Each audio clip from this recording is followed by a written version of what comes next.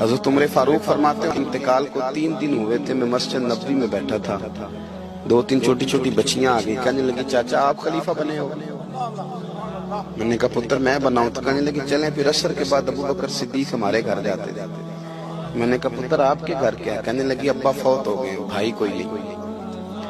हमने ना बकरियां रखी हुई, वो रोज असर के बाद आते थे, बकरियों का दूध धो के हमें दे जाते थे, कुछ पी लेती थी, कुछ बेच के गुजारा कर लेती थी। 3 दिन हो गए, मेरी माँ रोती है, बहनें रोती है, कौन आएगा?